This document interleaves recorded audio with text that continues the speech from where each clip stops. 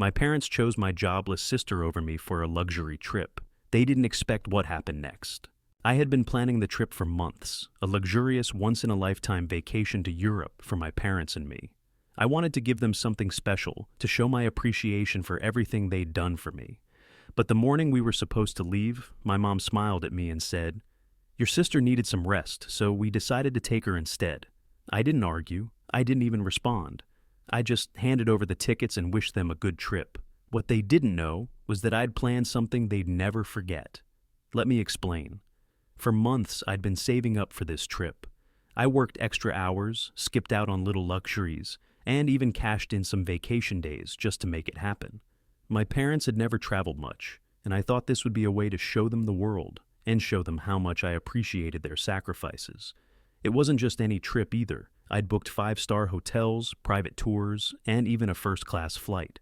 It was going to be the kind of experience we'd talk about for years. My sister Emily wasn't part of the plan. Don't get me wrong, I love my sister, but she and I couldn't be more different. While I was busting my butt at work to make ends meet, Emily had spent the last year bouncing between jobs and living with our parents rent-free. Every time she'd get fired or quit, my parents would coddle her, telling her she just needed time to figure things out. I didn't begrudge her the help. Family is family, after all. But I couldn't shake the feeling that they'd always seen her as the fragile one, the one who needed more attention and care.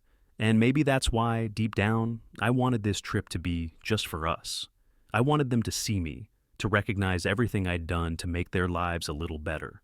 So, you can imagine my shock when I pulled up to their house that morning, car packed and ready to head to the airport, only to find Emily standing there with her suitcase.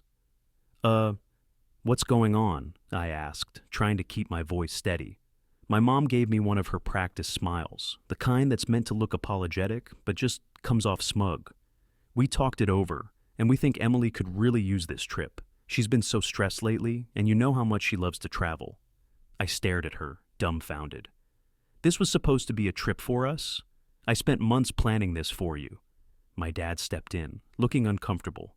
"We really appreciate everything you've done, but Emily needs this more than we do right now."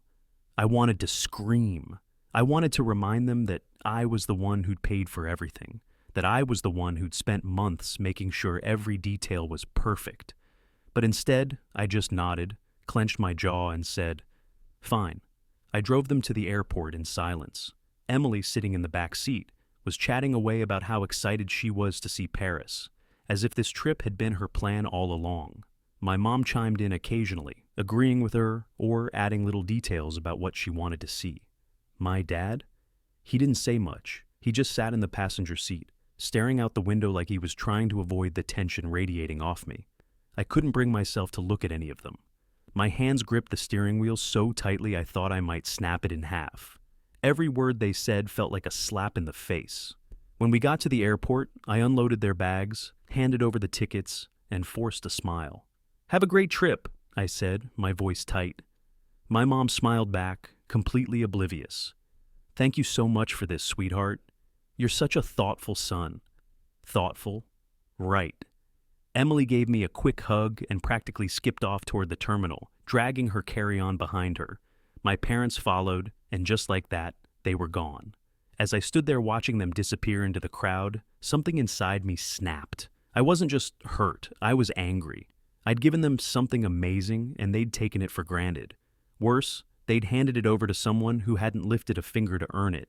But I wasn't about to let them walk all over me without consequences. I spent the drive home plotting my next move. I had control over this trip in ways they didn't realize. I'd booked everything under my name, the flights, the hotels, the tours. I even had access to all the reservations through my travel app. And if they thought they could just swap me out for Emily without a second thought, they were about to get a rude awakening. I got home, logged into the app, and started making changes. Nothing drastic. At least, not yet. Just enough to make them realize that maybe they shouldn't have taken me for granted. The first thing I did was cancel the private driver I had booked to pick them up from the airport in Paris. It was a small inconvenience, sure, but I wanted them to feel the pinch right away. Instead of being greeted by a professional chauffeur holding a sign with their names, they'd have to figure out the Parisian taxi system on their own. Next, I adjusted their hotel reservation. The 5-star suite I'd originally booked, gone. I downgraded them to a standard room. Still nice, but far from the luxury experience I'd planned. I figured they'd be too jet-lagged to notice the details at first, but eventually it would sink in that things weren't quite as extravagant as they had expected. But the real kicker? The private tours. I didn't cancel them entirely, just changed the names on the reservations to mine. If they wanted to enjoy a guided experience of the Louvre or a sunset cruise along the Seine, they'd have to pay for it themselves. By the time I was done, I felt a mix of satisfaction and guilt. I wasn't trying to ruin their trip, just make a point. They'd taken something I'd worked so hard to give them and treated it like it was nothing. Maybe this would remind them that my efforts deserved more than a passing thank you. It didn't take long for the texts to start rolling in. First, it was Emily. "Hey, did you cancel the driver?" We had to take a cab. It was so expensive. I stared at the message for a moment, debating whether to respond. Finally, I typed back. "Driver was booked for 3 people, not 4. You'll need to handle the extra logistics." Next came my mom. "Sweetheart, there's been a mistake with the hotel. We're not in the suite you booked. Can you check on it?" I replied simply, "No mistake. Room matches the number of guests listed on the reservation." For the first time, they were starting to feel the consequences of their decision. And honestly, it felt good. The messages kept coming throughout the day. "Emily, wait, why are the private tours in your name? They're saying we're not on the list." "Mom, can you please fix this?" The concierge said there's nothing they can do unless the reservations are under our names. I read each one with a small smirk. For once, they were the ones dealing with the stress and frustration. Normally, I'd swoop in and solve their problems, but not this time. This time, they'd have to figure it out on their own. By the end of the first day, my mom called me directly. I stared at the screen for a moment, debating whether to answer. Finally, I picked up. "Hi, Mom," I said, keeping my tone neutral. "Sweetheart," she began, her voice strained. "We've been having some issues with the arrangements. The hotel room isn't what we expected, and the tours aren't letting us in. Is everything okay?" I paused, letting the silence hang for a moment. "Everything's fine on my end," I said finally. "But it sounds like there's been some confusion about who this trip was for." "What do you mean?" she asked, genuinely confused. "Well," I said, "I planned this trip for the 3 of us. When you decided to swap me out for Emily at the last minute, it seems the logistics didn't quite adjust as smoothly as you expected." There was a long pause on the other end. When my mom spoke again, her tone was sharper. "Are you saying you did this on purpose?" "I'm saying," I replied, "that I spent months planning a trip for 3 people, and when you decided to replace me, I didn't feel the need to rework everything to accommodate that decision." "Sweetheart, you're being unreasonable," she said, her voice rising. "This was supposed to be a gift." "It was a gift," I shot back. "A gift for the 3 of us to spend time together. You turned it into something else entirely." She started to argue, but I cut her off. "You made your choice, Mom. I hope you and Emily enjoy the trip, but don't expect me to fix everything when you didn't even think about how your decision might affect me." I hung up before she could respond, my hands shaking slightly. It wasn't like me to stand up to her like that, but it felt good, empowering even. After that call, the texts stopped for a while. I figured they were busy scrambling to salvage their plans, and, honestly, that was fine by me.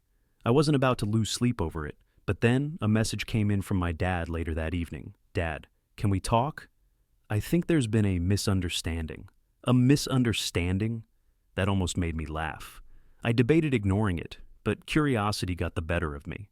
I called him back, half expecting him to yell at me for messing up their trip. Instead, his voice was calm, almost apologetic. "Listen, I know you're upset," he started, "and you have every right to be. But this isn't how we wanted things to go." "Really?" I said, my voice dripping with sarcasm. "Because it sure seems like you were fine with it when Mom and Emily were grinning at the airport like this was some big favor to her." He sighed heavily. "Your mom thought Emily needed this more. She's been struggling." "We've all been struggling, Dad," I interrupted. "But I'm the one who worked my ass off to make this trip happen. I'm the one who put in the time, the money, and the effort. And you guys just decided to push me aside like I didn't matter." "That's not true," he said quickly. "You matter more than you know. We didn't think this through." I could hear the guilt in his voice, and for a moment, I almost felt bad. But then I remembered the months of planning, the sacrifices I'd made, and the way they'd brushed me off without a second thought. "You didn't think about me at all," I said quietly. There was a long pause before he replied, "You're right. We messed up. And I'm sorry." It wasn't the grand apology I wanted, but it was something. Still, I wasn't ready to let him off the hook just yet. "Apologies are nice," I said, "but they don't change what happened. I hope this trip is everything you guys wanted it to be, because it's not the one I planned." He didn't argue, and I could tell he was trying to find the right words. "Is there any way we can fix this?" he asked finally. I thought about it for a moment, my mind racing through all the possibilities. Then an idea hit me, one that would make sure they never forgot this lesson. "Maybe," I said, "but it's going to depend on how the rest of your trip goes." The idea I had wasn't cruel. It wasn't about ruining their trip entirely, but it was about making them face the reality of what they'd done. The next morning, I logged back into my travel app and made a few more adjustments. This time, I left the essentials intact. Transportation between cities, basic accommodations, but stripped away every extra. No guided tours, no fancy dinners, no prepaid museum entries. If they wanted the full experience, they'd have to put in the effort themselves. A few hours later, my phone buzzed with another call from my mom. I let it ring, knowing exactly what was coming. When I finally picked up, she didn't waste time. "Everything is falling apart," she said, her voice tight with frustration. "The tour guide for the Coliseum said we're not on the list. The restaurant wouldn't honor the reservation, and we've already spent so much money trying to fix things." I could practically see her pinching the bridge of her nose, trying to keep it together. "That's unfortunate," I said, feigning concern. "But I thought Emily loved planning trips. Didn't she say she wanted to be more involved?" "Don't do this," my mom said sharply. "You're punishing us, and it's not fair." "Fair?" I shot back. "You want to talk about fair? Let's talk about how I saved up for this trip, planned every detail, and was tossed aside at the last minute because Emily needed it more. Where was the fairness in that?" She was silent for a moment, and then she sighed. "You're right. We shouldn't have done that to you, but can't we move past it? Can't you help us fix this?" I took a deep breath, my anger simmering just beneath the surface. "I'll help," I said finally, "but only if you acknowledge what you did and promise it won't happen again." "What do you mean?" she asked cautiously. "I mean, you need to tell Emily the truth," I said. "That this trip wasn't for her, and she's only here because you made a selfish decision. She needs to know that what you did hurt me." My mom hesitated. "That's not going to be easy," she admitted. "Neither is fixing the mess you made," I replied. By the time I hung up, I felt a strange mix of satisfaction and guilt. I wasn't trying to ruin their trip, but I wanted them to feel the weight of their choices. This wasn't just about the vacation. It was about years of being overlooked, of watching my sacrifices go unacknowledged, while my sister was constantly given a free pass. Now, they'd have to face the consequences. The next few days were eerily quiet. No calls, no texts, nothing. I figured they were either too embarrassed to reach out or too busy scrambling to patch up their plans. I spent that time reflecting. A part of me felt justified in what I'd done. This wasn't just about the trip, after all. It was about years of feeling like the afterthought, the reliable one who never needed attention or care. But another part of me wondered if I'd gone too far. Then, out of the blue, my dad called. "Hey," he started, his voice softer than usual. "I just wanted to check in." "How's the trip?" I asked, trying to keep my tone neutral. "It's different," he admitted. "We've had to make some adjustments, but it's been a good wake-up call for all of us." That caught me off guard. "A wake-up call?" He sighed. "Yeah. Your mom and I had a long talk after everything fell apart, and we realized how unfair we've been to you. We've relied on you too much, and we've let Emily slide by without holding her accountable. That's not right, and it's not fair to you." For a moment, I didn't know what to say. I'd been waiting for years to hear something like that, but now that the words were coming, they felt almost surreal. "It's not just about the trip," I said quietly. "This has been going on for as long as I can remember. I've always been the one expected to take care of things, while Emily gets a free pass. It's exhausting." "I know," he said, "and I'm sorry. We've been so focused on trying to help her that we didn't realize how much we were neglecting you. That changes now." It was a promise I wanted to believe, but I wasn't ready to let go of my skepticism just yet. Does Emily understand that? I asked. We've talked to her, he said. She's upset, but she knows this trip wasn't meant for her. She's starting to see that she needs to take more responsibility for her life. That was unexpected. Emily wasn't exactly the type to admit when she was wrong, so the idea of her actually taking accountability felt almost too good to be true. Later that evening, I got a text from her. Emily, I'm sorry. I didn't realize how much this meant to you. I shouldn't have gone. It wasn't much, but it was something. For the first time in a long time, it felt like she was actually acknowledging my feelings. I stared at Emily's text for a long time, unsure how to respond. Part of me wanted to lash out, to tell her it was too little, too late, but another part of me, the part that was tired of holding on to so much anger, wanted to believe her. Finally, I typed back, "Thanks for saying that. I just wish you'd thought about it sooner." She replied almost immediately, "I know, I've been selfish and I'm sorry. I'll make it up to you somehow." I didn't know if I believed her, but it was the first time I could remember her admitting fault for anything. Maybe my parents' talk had gotten through to her after all. A couple of days later, I got another call from my dad. This time, he sounded lighter, almost like his old self. "We've been making it work," he said. "It hasn't been the trip you planned, but it's been good for us." I raised an eyebrow, even though he couldn't see me. "Good how?" "Well," he said, chuckling softly, "for starters, we've realized how much we rely on you. Without your careful planning, everything fell apart pretty quickly. It's been humbling, to say the least." "Good," I said, unable to hide the hint of satisfaction in my voice. "But it's more than that," he continued. "We've been talking, a lot, about Emily, about you, about how we've handled things as a family. I think this was the wake-up call we needed." I didn't respond right away. I wanted to believe him, but I wasn't sure if I could. We'd been stuck in these patterns for so long. Was it really possible for things to change? "And one more thing," he added, his tone turning serious. "We want to make it up to you. When we get back, let's sit down and plan another trip. One just for the three of us, the way it was supposed to be." That offer hit me harder than I expected. For years, I'd felt like an afterthought, like my efforts went unnoticed. Hearing him acknowledge that and make an effort to fix it, it meant more than I could say. "Okay," I said finally, my voice soft. "But this time, I get full control. No substitutions." "Deal," he said, laughing. When my parents and Emily returned from their trip, I wasn't sure what to expect. Would they brush the whole thing off and go back to old habits? Or had the experience actually changed something? I picked them up from the airport, standing near the baggage claim as they shuffled out, looking a little more worn out than I'd expected. Emily, usually bubbly and upbeat, looked uncharacteristically quiet. My parents, on the other hand, seemed lighter. There was something different in the way they carried themselves, like they'd finally let go of some invisible weight. "Hey," my dad said as he spotted me, giving me a small, genuine smile.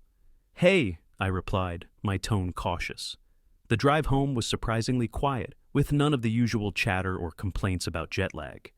I didn't press them for details, figuring they'd talk when they were ready.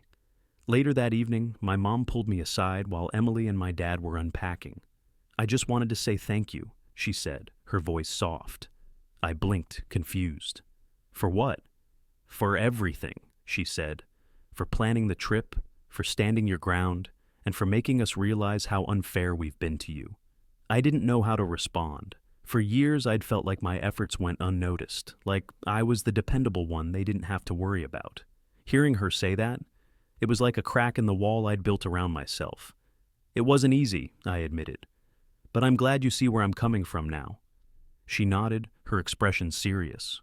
"We've been talking about it a lot, your dad, Emily, and me, and we're going to do better. You deserve better." The next few days felt like stepping into an alternate universe. Emily, for the first time in forever, started looking for a real job, even asking me for advice on resumes and interviews. My dad kept bringing up the idea of a new family trip, this time with no substitutions or last-minute changes. And my mom? She seemed more attentive, making a real effort to check in with me and ask how I was doing. It wasn't perfect, and I knew it wouldn't be overnight, but it was a start. A week later, my dad called a family meeting. That alone was unusual enough to get my attention. He wasn't exactly the sit down and talk type. We all gathered in the living room, and he cleared his throat awkwardly before starting.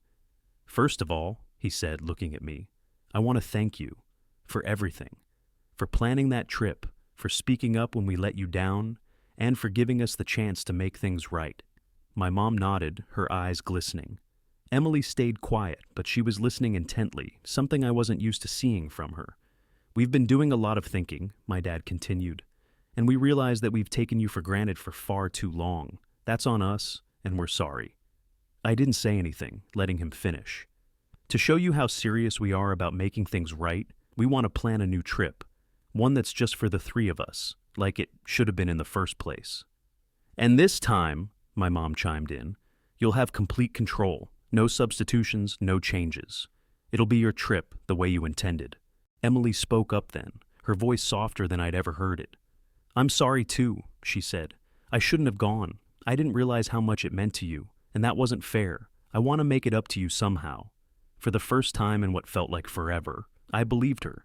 We spent the next hour brainstorming ideas for the new trip. This time, it wasn't just me doing the planning. My parents were fully involved, listening to my input and making sure I had the final say. It felt different. Like maybe, just maybe, we were finally starting to understand each other. It wasn't just about the trip anymore. It was about finally feeling seen, heard, and valued. Looking back, I don't regret standing up for myself. It wasn't easy and it wasn't pretty, but it forced my family to confront some hard truths. Sometimes people don't realize how much they're taking you for granted until you show them what it's like without you. If you've ever felt overlooked or unappreciated, know that your feelings are valid. It's okay to set boundaries and demand respect, even from the people closest to you. And if you're lucky, like I was, they'll step up and meet you halfway. What do you think? Have you ever had to stand up for yourself in a situation like this? Share your story in the comments. I'd love to hear how you handled it. And if you enjoyed this story, don't forget to like, subscribe, and stick around for more.